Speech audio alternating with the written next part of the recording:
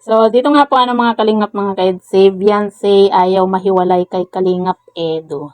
So, yan po yung ating pag-uusapan po mamaya mga kalingap mga ka-EDSI. Pero bago po natin ipagpatuloy ang video ito sa mga bago pa lang po sa ating munting channel, huwag po natin kalimutang suportahan ang ama ng Kalingap, Kuya Val Santos Matubang at Kalingap Rab. At paunawa, panoorin po muna ang full video bago mag-comment para malaman ang nilalaman nito.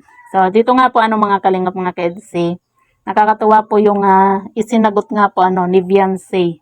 Dito nga po nung tinanong nga po kung gusto nga pong mag-OFW po itong si Beyonce, at ang sabi nga po niya ay gusto po niya dahil nga po malaki daw po yung sahod.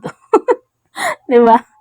'Yun po yung yung sinabi po ni Beyonce nga po. Dito kaya Kalingap Rab nga po Tapos sabi nga po paano nga daw po itong si Papa Eds. Kaya ang sagot naman po ni Beyonce, kasama ko po 'yan, o 'di ba? Ayaw pong mahiwalay po talaga ni Beyonce sa kanyang hobby nga po At yan nga po mga kalingap nga ka-EDSI. Siyempre nasanay na din po itong si Kalingap Edu at Beyonce nga po na lagi pong magkasama, 'di ba? Kahit sino naman po siguro, 'di ba? Kapag nasanay ka na po na kasama mo po lagi yung mahal mo, siyempre 'di ba maninibago ka po kapag mahiwalay ka po talaga sa taong mahal mo.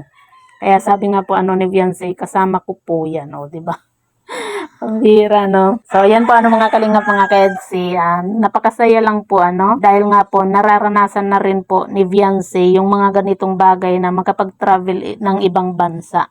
Sa tulong din po ng Team Kalingap, lalong-lalo na po sa mga sponsor. Gaya nga po ng sinabi po ni Kalingap Edu na hindi nga po niya matiis na hindi po niya makasama po itong si Beyonce. Grabe napaka-sweet po ng EDSI sa Hong Kong. Sa Hong Kong lang po talaga natin nakita kung gaano po ka-sweet po itong si Kalingap Edu at Beyonce. Kumbaga sweet na po sila, pero nung pumunta po sila ng Hong Kong, talagang grabe ang dami pong kinilig. Kasi nga po, talagang ipinakita at ipinaramdam na po nila sa isa't isa kung gaano po nila kamahal nga po yung isa't isa, at doon po natin nalaman na sila na nga po ni Kalingap Edu. Kaya nga po babe na po yung tawagan nga po nilang dalawa, 'di ba?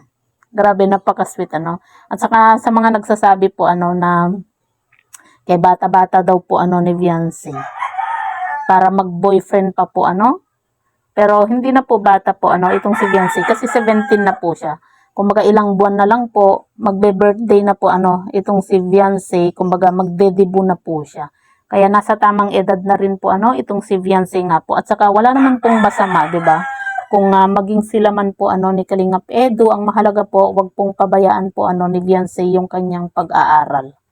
At ayan nga po mga kalingap mga ka-EDSI, napakasaya po natin dahil nga po sa sobrang pinasaya at pinakilig nga po tayo ng tambalang EDSI, lalo na po nung Hong Kong nga po. At mismong narinig nga po natin dito kay Beyonce nga po na kasama nga po niya itong si Kalingap Edu kapag na OFW nga po siya Kumaga hindi niya kayang mahiwalay po dito kay Kalingap Edu.